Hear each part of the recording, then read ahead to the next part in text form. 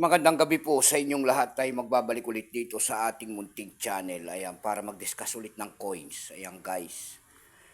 Para malaman natin ang kanyang presyo po kung gaano siya kamahal. Ayan. Magandang gabi po sa inyong lahat. Tayo magbabalik dito sa ating munting channel. Meron naman tayong pag-usapang barya guys. Ito ay pinakamahal na piso kung tawagin nila. Ayan, hard to find po. Ito po ay year 2005. Ayan. Ayan po, may extra metal po yan doon sa pinakabungad niya. Ayan. Tingnan natin mabuti. Year 2005. Hindi ko maka-close up. Ayan guys. Hard to find po ito. Ito yung pinakamahal na piso po. Ayan.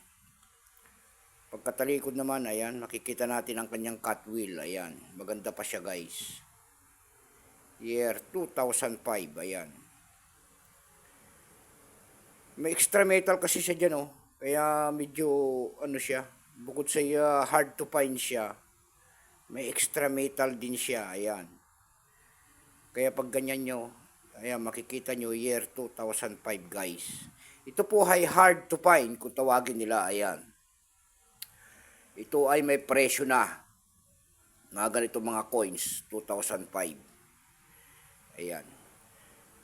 Pero bago yan tayo magpapasalamat muna sa lahat mga sugid na ating mga tagapagsubaybay dito sa ating munting channel, lalo-lalo na ang aking mga subscriber. Ayan. Ito po ay year 2005. Mayroon din tayo na hunt guys. Ayan. Papakita ko rin sa inyo. Hindi ko alam kung anong klaseng error. Ayan. Ayan guys. 5 pesos na wala na siyang muka. Ayan, error coins.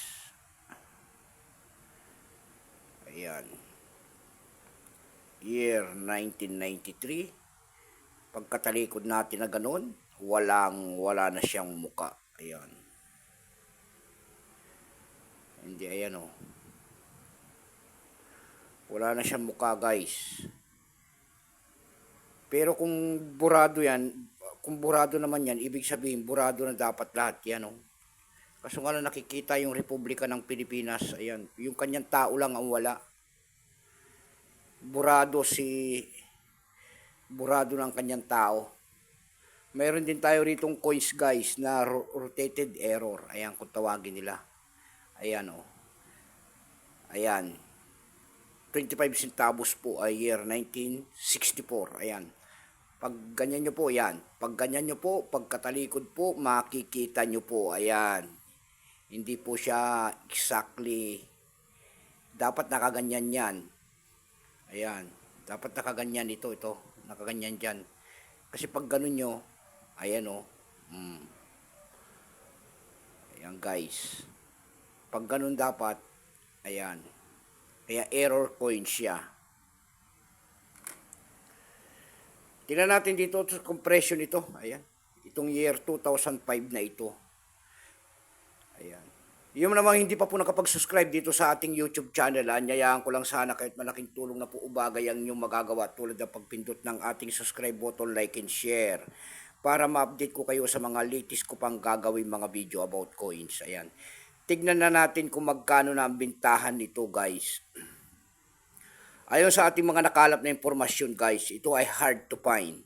May nagbebenta na po ito nung unang labas niya, nakita natin may mga nagbebenta nito ng 1K. Pero ngayon yung bumaba ang presyo nito, ayan, nagkaka-range po itong 2005 na ito na 600 po. Ayan. Baka mayroon kayong mga ganyan mga coins, ayan. Willing tayong bilhin po guys at mahal na po. Ang range po natin dito ay 700 po. Ang year 2005 na yan. Ayan, 700. So hanggang dito na lamang po ang ating vlog. God bless po sa inyo lahat at magandang gabi po.